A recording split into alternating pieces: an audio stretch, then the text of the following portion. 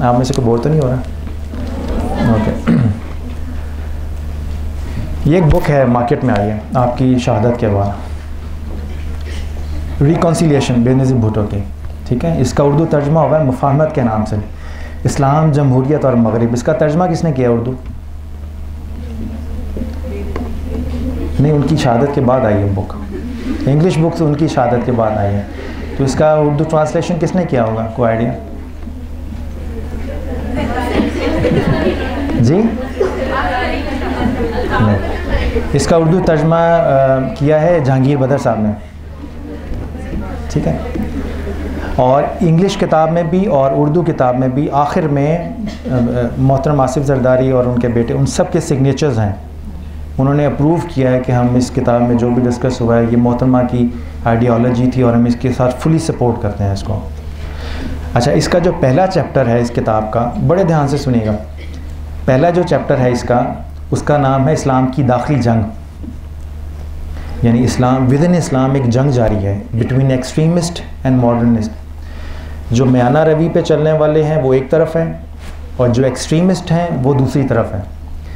तो मौलाना ने, मोहतरमा ने जो एक्सट्रीमिस्ट की डेफिनेशन की है वो भी इससे पता चल जाएगी आपको। फिर उसमें जहाद के मौजू पर डिस्कशन हुई है।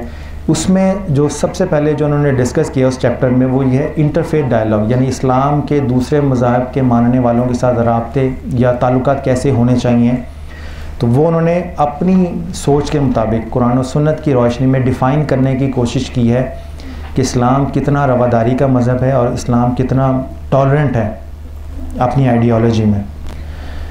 तो जो लोग मोहतरमा की फ़िलासफ़ी पे बिलीव करते हैं वो म्याना रवि वाले अमन पसंद मुसलमान हैं, और जो इनको उस आइडियोलॉजी को कबूल नहीं करते वो सारे एक्सट्रीमिस्ट हैं।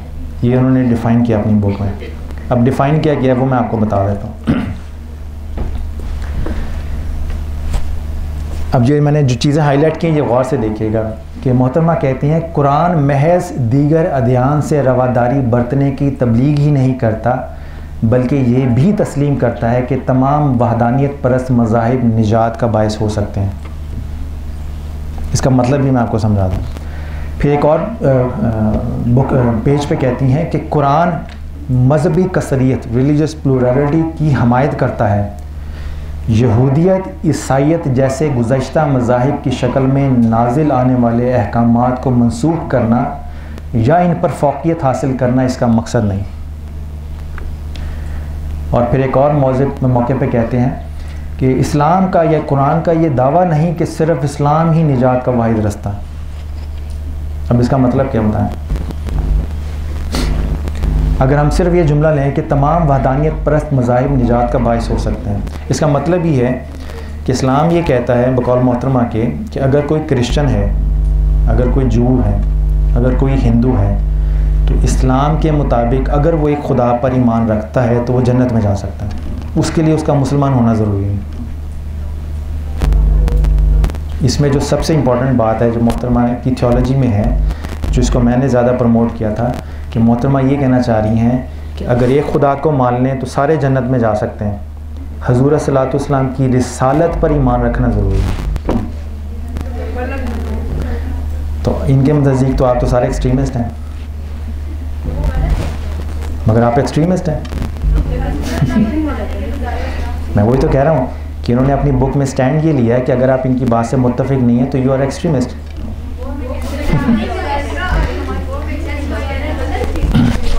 एग्जैक्टली। अब ये सवाल जब ये बुक आई तो ये सबसे ज़्यादा पॉपुलर किस तबके में हुई पाकिस्तान में? क्रिश्चियंस में। तो मैं एक जगह पे पढ़ा रहा था क्रिश्चियन स्टडी सेंटर में, थियोलॉजी पे क्लास थी, इंटरफेथ डायलॉग पे। तो मुझसे ये सवाल पूछा गया कि आप इस्लाम के हवाले से टॉलरेंट और टॉलरेंस के ऊपर बात कर रहे हैं, तो काइंडली ये बताइए कि हम क्रिश्चियन जन्नत में जाएंगे या दोज़ख में?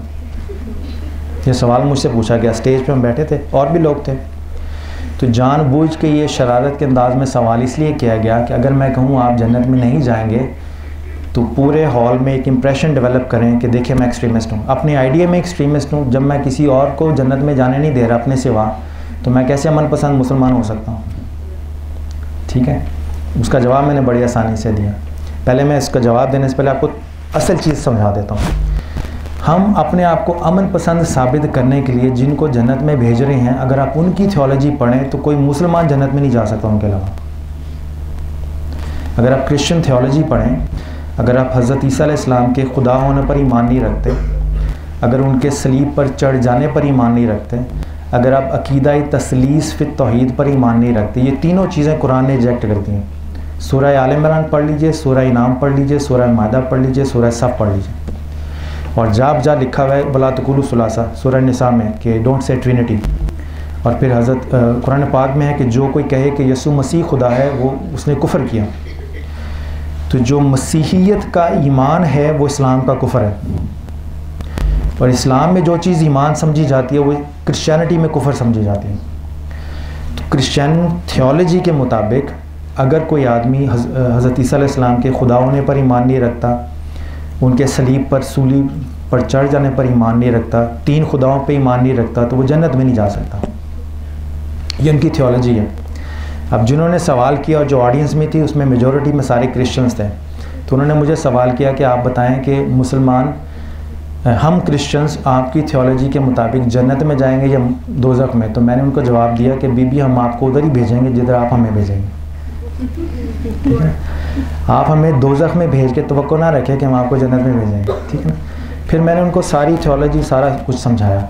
अब इस्लाम का नुक्ता नज़र ये है कि अगर कोई शख्स हजूर जितने भी पिछली शरीयतें हैं वो सारी की सारी शरीयत इस्लामिया के आने के बाद मनसूख हैं। अब रोज़े क़यामत सिर्फ शरीयत इस्लामिया की बेसिस पे डिसाइड होगा कि कौन मोमिन है कौन काफिर है। और हजूर सल्लल्लाहु की नबूवत पर ईमान रखने का मतलब ये है कि क़यामत तक जो आदम अलैहिस्सलाम से हजूर सल्लल्लाहु तक जितने भी अंबिया अलैहिस्सलाम आए उन सब को मानना शर्त है। जब आप हजूर सल्लल्लाहु की नबूवत पर ईमान लाएंगे तो ऑटोमेटिकली आपने सारे अंबिया अलैहिस्सलाम की नबूवत पर ईमान ले आए। और अगर आप कुरान को पढ़ें तो हज़रत मूसा अलैहिस्सलाम और हज़रत ईसा अलैहिस्सलाम के हवाले से ख़ास तौर पर कि वो जगह बजगह हजूर सल्लल्लाहु अलैहि वसल्लम की आमद की और तशरीफ़ आवरी की बिशारतें देते आए हैं। यानी हज़रत ईसा अलैहिस्सलाम का जो मिशन था ज़मीन पर वो हजूर सल्लल्लाहु अलैहि वसल्लम की बिशारत और खुशखबरी के लिए लोगों को तैयार करना। तो पूरी इस्लाम की थियोलॉजी ये रही है कि वो हजूर सल्लल्लाहु अलैहि वसल्लम मानने वाले, देखें खुदा को मानने वाले कौन हैं? वाहिद मानने वाले। तो वहदानियत हर मज़हब में है, वहदानियत ईसाइयत में भी है, वो भी बुनियादी तौर पे खुदा को मानते हैं। वहदानियत यहूदियत में भी है, वहदानियत इस्लाम में भी है। मगर इस्लाम की वहदानियत तब तौहीद में बदलती है जब वो हजूर सल्लल्लाहु अलैहि वसल्लम की तस्दीक और रिसालत के मुँह से निकले। यानी खुदा एक दूसरे मज़हब में भी है, मगर हम उस खुदा को एक मानते हैं जिसकी ख़बर हमें हजूर सल्लल्लाहु अलैहि वसल्लम ने दी। तो तौहीद और वहदानियत में फ़र्क सिर्फ रिसालत मोहम्मदी सल्लल्लाहु अलैहि वसल्लम का है कि जब हम हजूर की वसीले से मानते हैं तो वो तौहीद बन जाती है, और हम हजूर के वसीले के बग़ैर अगर खुदा को माने तो वो वहदानियत है। तो वहदानियत तो हर मज़हब में है, तौहीद हर मज़हब में नहीं है, वो सिर्फ इस्लाम में है। तो अगर ये थियोलॉजिकल स्टैंड आप ना लें तो आप फिर ये है कि जो लोग इसको प्रमोट करते हैं इस आइडियोलॉजी को, और आप यूनिवर्सिटी कल्चर्स में एकेडमिक कल्चर्स में देखेंगे बड़े लोग ऐसे हैं, ह्यूमन राइट्स की मूवमेंट के अंदर बड़े लोग ऐसे हैं जो कहते हैं जी कि इस्लाम तंग नज़र नहीं है, आप अगर नॉन मुस्लिम हैं तो आप जन्नत में जा सकते हैं। उनसे मैं ये सवाल करता हूँ और मैंने किया भी है कि अगर आप मुसलमान भी हैं तब भी जन्नत में चले जाएंगे, अगर आप क्रिश्चियन हैं तब भी जन्नत में चले जाएंगे, या अगर कोई क्रिश्चियन कहता है इस थियोलॉजी पे बिलीव करता है तो मैं क्रिश्चियन को कहता हूँ फिर आप मुसलमान हो जाएं, फ़र्क तो पड़ना कोई नहीं आपको, इधर से भी तो जन्नत में जा रहे हैं। तो अगर आप मुसलमान नहीं होते, क्रिश्चियन रहने पे को प्रेफर करते हैं, तो कुछ ना कुछ तो उधर है ना जो इस्लाम में नहीं है। तो इसी तरह मैं मुसलमानों को जो इस आइडिया को प्रमोट करते हैं मैं कहता हूँ फिर आप क्रिश्चियन हो जाए, फ़र्क तो पड़ना नहीं है, आप इधर से भी जन्नत में जा रहे हैं उधर से भी चले जाइएगा। मगर अगर आप इस्लाम को छोड़कर उधर नहीं जा रहे तो कुछ ना कुछ तो इस्लाम में ऐसा है जो उस मज़हब में नहीं है। तो ये जो टॉलरेंस को गलत तरीके से डिफ़ाइन करके इस्लामी थियोलॉजी का बेड़ागर्क करके अपने आप को मनपसंद बनाने की ये नाकाम कोशिश है। इसको क्या कहते हैं? Liberal extremism. यानी वो रिलीजियस एक्सट्रीमिज़म था जिसकी बुनियाद कुरान और सुन्नत में है ही नहीं सिरे से, गाली गलोच का कल्चर जिसको हमने इस्लामी तबलीग समझ लिया। और ये दूसरी तरफ ये लिबरल एक्सट्रीमिज़म है जिसकी बुनियाद कुरान और सुन्नत में नहीं है। वो भी दायरा इस्लाम से निकल गए, ये भी दायरा इस्लाम से निकल गए। अब आपने क्या करना है? इंटरफेथ डायलॉग कहाँ गया? ठीक है, तो इंटरफेथ डायलॉग मैं आपको बताता हूँ। मिशकात शरीफ की हदीस है, हदीस नंबर 1448 है, लिख लीजिए आप। जब कभी मिशकात आप खोले ना तो उसमें लिख लीजिए 1448 है हदीस नंबर। और ये अक्सर में से आपने सुनी भी होगी कि रोज़े क़यामत एक शख्स हजूर अल्लाह ताला की बारगाह में हिसाब व किताब के लिए आया, तो अल्लाह ताला ने फरमाया कि मैं प्यासा था, तुमने मुझे पानी नहीं पिलाया। तो वो आदमी बड़ा हैरान होकर सोचेगा कि या अल्लाह, आप तो इस हाजत से बेनियाज हैं कि आपको प्यास लगे। तो अल्लाह ताला ने फरमाया कि तुम्हारे पहलू में एक पड़ोसी प्यासा था, तुमने अगर उसको पानी पिलाया होता तो तुम मुझे अपने पास पाते। फिर अल्लाह ताला दूसरा सवाल पूछेगा कि मैं भूखा था, तुमने मुझे खाना नहीं खिलाया, और वो कहेगा, हैरानी का इज़हार करेगा। तो अल्लाह ताला फरमाते थे कि तुम्हारे पहलू में पड़ोस में एक शख्स भूखा सोया था, अगर तुम उसको खाना खिलाते तो मुझे अपने पास पाते। फिर इसी तरह अल्लाह ताला कहेगा कि मैं बीमार हो गया था, तुम मेरी इयादत के लिए नहीं आए। तो अल्लाह ताला फरमाएगा, बंदा फरमाएगा कि या अल्लाह, आप इन चीज़ों से पाक हैं। तो अल्लाह ताला फरमाएगा कि तुम्हारा एक भाई बीमार था, तुम उसकी तीमारदारी और इयादत के लिए नहीं गए, अगर तुम उसकी तीमारदारी के लिए चाहते तो मुझे अपने पास पाते। अब इंटरफेथ डायलॉग क्या चीज़ है? बेसिकली इंटरफेथ डायलॉग एक दूसरे को खुश करने के लिए अपनी थियोलॉजी बिगाड़ने का नाम नहीं है। इंटरफेथ डायलॉग अपने अपने मज़हब पर पुख्तगी से कायम रहते हुए एक दूसरे के दुख दर्द शेयर करने का नाम है, बस इस हदीस की रोशनी में। अब अगर कोई क्रिश्चियन बीमार है, आपके मोहल्ले में रहता है, और आप बहैसियत मुसलमान अपने मज़हब की तालीमात पर अमल करते हुए उसकी तीमारदारी के लिए चले जाते हैं, तो किसी का हालचाल पूछने से आप क्रिश्चियन हो जाएंगे? या वो अगर आपके घर में आ जाता है क्रिश्चियन, आप बीमार हैं, तो आपका हाल अहवाल पूछने से क्या वो मुसलमान हो जाएंगे? वो अपने मज़हब पर कायम है, आप अपने मज़हब पर कायम है, आइडेंटिटी आपकी अपनी है, ठीक है ना। मगर इखलाकी सतह पर, मुआशरती सतह पर एक दूसरे के दुख दर्द में काम आने का नाम मुकालमा बैनुल मज़ाहिब है। मुकालमा बैनुल मज़ाहिब थियोलॉजी बिगाड़ने का नाम नहीं है, क्योंकि अक्सर आप देखेंगे मार्केट में यही कुछ हो रहा है। थियोलॉजी का बेड़ागर्क कर रहे हैं एक दूसरे को खुश करने के लिए, मगर थियोलॉजी जो खुश कर रहे हैं उन्होंने भी नहीं पढ़ी, और जो एक्सेप्ट कर रहे हैं उन्होंने भी नहीं पढ़ी। और मैं जैसे कहता हूँ कि मेरे वालिद का नाम मोहम्मद मुश्ताक है, ठीक है, आप और मैं एक ही मोहल्ले में रहते हैं, तो मुकालमा बैनुल मज़ाहिब की बात कर रहा हूँ, समझा रहा हूँ कि ये है क्या। आपको मेरे वालिद पसंद नहीं है किसी वजह से, ठीक है, तो मैं क्या करूँगा? आपसे ताल्लुकात बेहतर रखने के लिए एक ही मोहल्ले में रहते हुए क्या करूँगा? क्या मेरी अप्रोच ये होगी कि अगर आपको मेरे वालिद पसंद नहीं है तो आप हुक्म फरमाएं, आप जिसको भी मेरा वालिद डिक्लेयर कर दें मैं उसी को मान लूँ, ताकि आप खुश हो जाएं? ये अप्रोच होगी? या मैं ये कहूँगा, मैं आपसे बात करके पूछूंगा कि आपको कौन सी गलत फहमी है, कौन सी बात से दिल दुखा है, मुझे बताइए, मैं एक्सप्लेन करके उसकी वजाहत करने की कोशिश करूँगा। अपना बाप बदलने की कोशिश नहीं करूँगा, आपकी गलत फहमी को एड्रेस करने की कोशिश करूँगा, उन वजूहात को देखूँगा जिसकी वजह से वो नाराज़गी या गलत फहमी पैदा हुई है, और उसको दूर करके ताल्लुकात बेहतर करने की कोशिश करूँगा। हमारे यहाँ क्या हो रहा है कि अगर नॉन मुस्लिम्स को इस्लाम के मुतल्लिक़ कोई एतराज़ है तो हम इस्लाम में अपनी वल्दियत चेंज करने की कोशिश करते हैं, उसके जहन में जो कन्फ्यूजन और गलत फहमी है उसको एड्रेस नहीं करते हैं।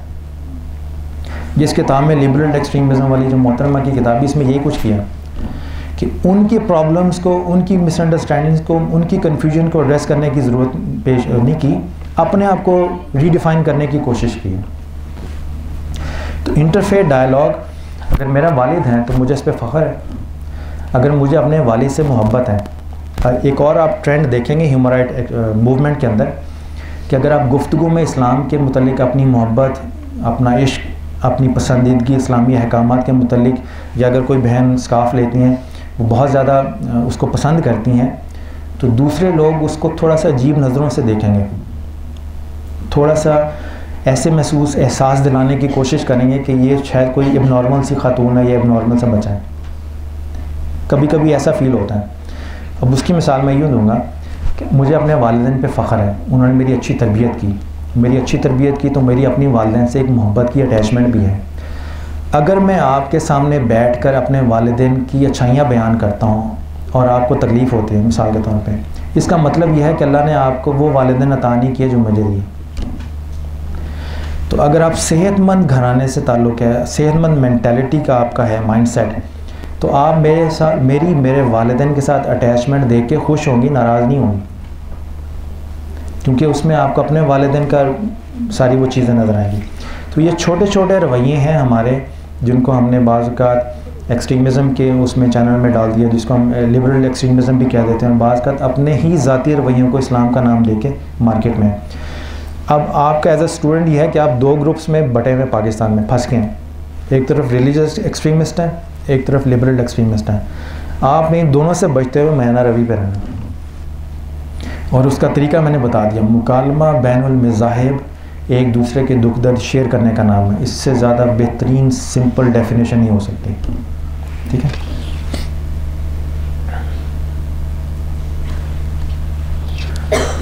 अब थोड़ा सा मैं आपको बता दूंगा कि जो ह्यूमन राइट मूवमेंट है आपकी अच्छा, ये जो मुकालमा बैनुल मज़ाहिब में मैंने आपको हदीस लिखवाई है। अब जो ह्यूमन राइट्स की मूवमेंट के जो प्रोग्रेस है या इसकी जो डिटेल है, इसमें हम इंसानों के काम आने की कोशिश ही करते हैं, ठीक है ना। तो अगर आप हदीस देखें जो मैंने अभी बयान की, वो सारी की सारी ह्यूमन राइट फ़िलासफ़ी को अपने अंदर समोए हुए कि अल्लाह ताला कहता है जब तुम किसी इंसान के काम आते हो, उसके हकूक़ पूरे करते हो, तो वो बिल्कुल इसी तरह है जिस तरह तुमने मेरे हकूक़ पूरे किए। और इस हदीस से एक और बात भी साबित होती है कि अगर आपने अल्लाह की रज़ा और कुर्बत पानी है, तो मस्जिद में इतनी जल्दी नहीं मिलती जितना किसी के दुख दर्द शेयर करने से मिलती है। शेख अब्दुल कादिर जलानी का वाक़या है, वो कहते हैं कि मैंने जब मुराकबा किया सिर्फ़ ये आइडेंटिफाई करने के लिए कि अल्लाह ताला के नज़दीक सबसे ज़्यादा महबूब अमल क्या है, तो वो कहते हैं वो भूखे को खाना खिलाना है। यानी भूखे को खाना खिलाने से ज़्यादा बढ़ के अल्लाह ताला को कोई अमल महबूब नहीं है। तो अगर आप इस्लामिक थियोलॉजी में जाएँ, आया उलूमुद्दीन पढ़ लें इमाम गज़ाली की, तो वो सारी की सारी ह्यूमन राइट्स की डिफरेंट डेफिनेशंस और उसकी डिटेल से भरी हुई है। फ़र्क सिर्फ इतना है कि वो सारा रिलीजियस टर्मिनोलॉजी में नॉलेज आपको डिलीवर हुआ है, और ह्यूमन राइट्स की जो मॉडर्न मूवमेंट्स हैं उसमें सेकुलर लैंग्वेज इस्तेमाल हुई है, सिंपल एज है। तो लैंग्वेज के सेकुलर होने से अमल तो नहीं बदल जाता, करना तो वही है ना, वही बात कि आप सेकुलर रह के अच्छा अमल करें या हुज़ूर सल्लल्लाहु अलैहि वसल्लम की सुन्नत और खुदा की कुर्बत और रज़ा को जहन में रख के करें, अमल एक ही है। जिधर जहन लगाएंगी उसके असरात और बरक़ात आपकी तबीयत पर, आपके जहन पर नाज़िल होंगे। अब ये थोड़ा सा आपको हिंट देने के लिए जो मैंने पेपर प्रेजेंट किया था, उसमें मिसाल के तौर पे आर्टिकल नंबर 3 है, everyone has the right to life, liberty and security of a person. ये universal declaration of human right का, और ये कुरान पाक में है कि हमने बनी इसराइल को बता दिया था कि जिसने किसी एक जान को कत्ल किया उसने गोया पूरी इंसानियत को कत्ल किया। तो ये एग्जैक्टली वो आर्टिकल ऑफ फेथ है जो कुरान पाक में है। इसी तरह से आर्टिकल नंबर 1 है, all human beings are born free and equal in dignity and rights. तो ये सूरह निसा की आयत है कि ए ईमान वालों, हम अल्लाह से डरो जिसने तुम्हें एक जान से पैदा किया और फिर तुम्हारे पैर बना दिए, और मगर तुम में से बेहतर वो है जो तकवा में सबसे बेहतर है, अल्लाह ताला से डरता है। तो इसका मफहूम जो है वो आपको सारे का सारा आर्टिकल नंबर 1 में मिल जाएगा। ये 2 सैम्पल सिर्फ इसलिए दिए हैं ताकि बाकी के जो 30 आर्टिकल्स हैं आप इसी ट्रेंड पे स्टडी कर सकते हैं कि हर आर्टिकल आपको कुरान पाक की किसी न किसी आयत के अंदर से मिल जाएगा। और इस्लाम का जो कॉन्सेप्ट है ह्यूमन राइट्स का और जो मॉडर्न ह्यूमन राइट्स की मूवमेंट है उसमें एक फ़र्क है कि मॉडर्न ह्यूमन राइट मूवमेंट में एंटायर फोकस किस पे है, राइट्स पे, कि ये मेरे राइट्स हैं, मस्ट बी प्रोटेक्टेड। मगर इस्लाम का एंटायर फोकस राइट्स पे नहीं है, इस्लाम का एंटायर फोकस रिस्पॉन्सिबिलिटीज़ पे है कि आप अपने फ़राइज़ अदा करें। आपका फ़र्ज़ अल्लाह ताला ने दूसरे का हक़ बना दिया। जब आप अपने फ़राइज़ पूरे करेंगे तो ऑटोमेटिकली दूसरे के राइट्स मुकम्मल हो जाएंगे।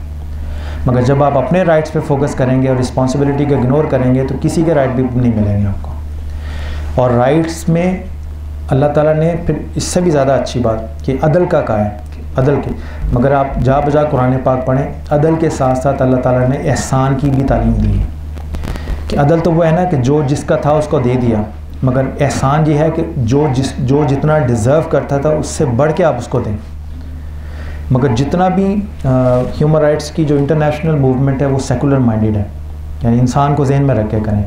मगर इस्लाम का एंटायर कॉन्सेप्ट जो है वो खुदा को जहन में रख के करें। बस ये दोनों में फ़र्क है। Islamic concept of human rights में आखिरत में जो एक आखिरत का कॉन्सेप्ट है कि अगर यहाँ पे आपने गलती कर दी, जहाँ पे को अच्छा हो गया, तो निज़ाम जज़ा और सज़ा का कॉन्सेप्ट है इस्लाम के ह्यूमन राइट्स के कॉन्सेप्ट में।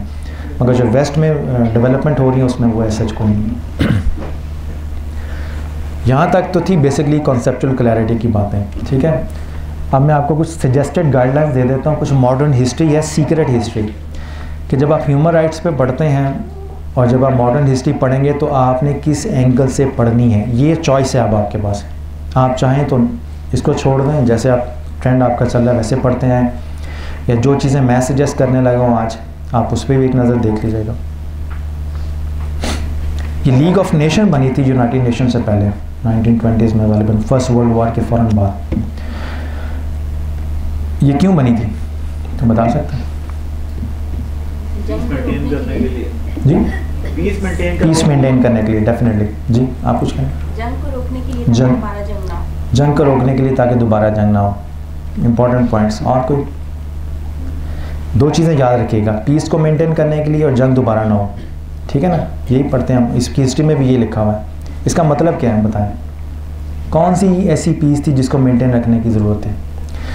अगर आप ये पढ़ना चाहें कि किस पीस को मेंटेन रखने के लिए और किस जंग को रोकने के लिए, तो आप origin of league of Nations, ये अमेरिकन वुडरो विल्सन ने 14 पॉइंट्स लिखे थे, जिसकी बेसिस के ऊपर 14वां पॉइंट ये था कि हमारी कोई नेशन मुत्तहिद होनी चाहिए इंटरनेशनल। उस 14वें पॉइंट की रोशनी में लीग ऑफ नेशन डिज़ाइन हुई थी, मगर उसमें गालिबन 12वां या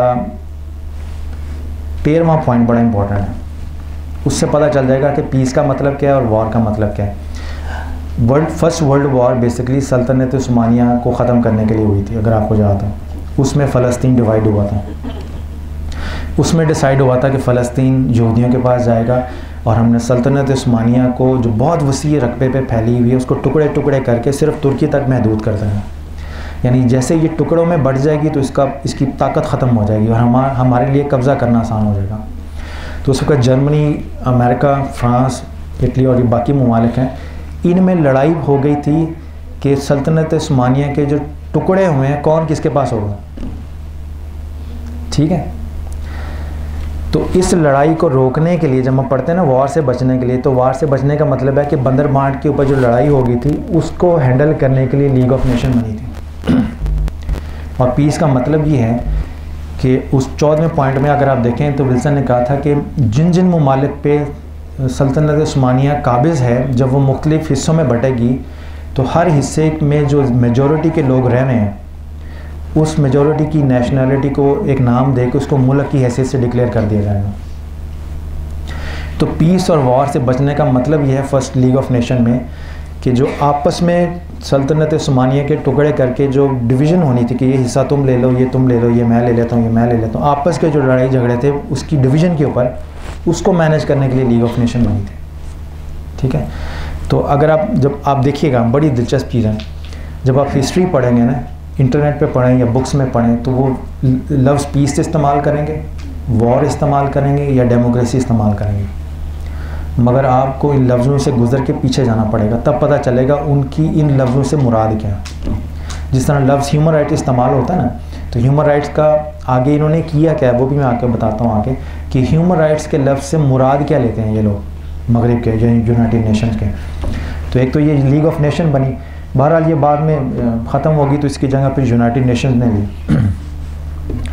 अब ये बताइए रेवरेंड सन योंग मून ये कौन है जी?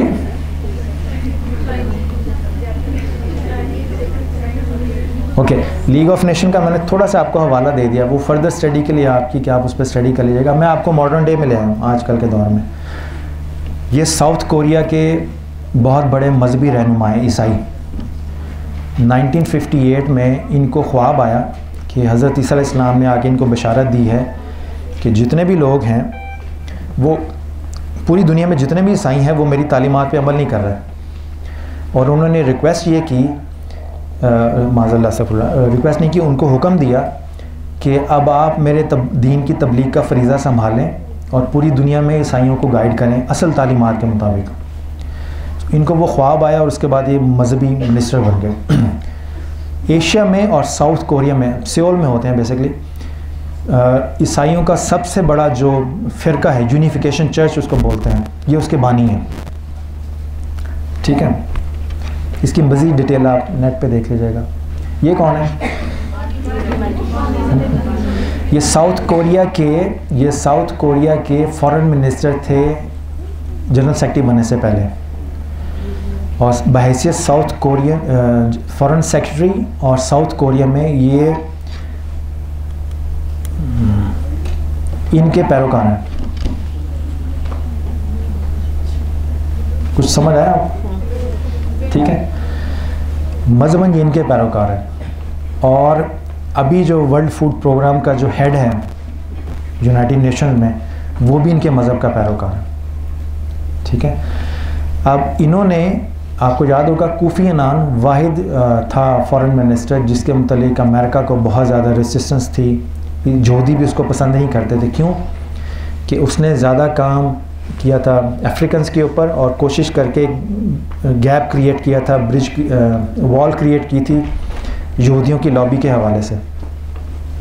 और जब नए इलेक्शंस हुए थे तो उसमें इंडियन था एक आदमी जिसको उन्होंने प्रमोट किया था, नॉमिनेट किया था जनरल असम्बली के लिए, और एक बान की मून था।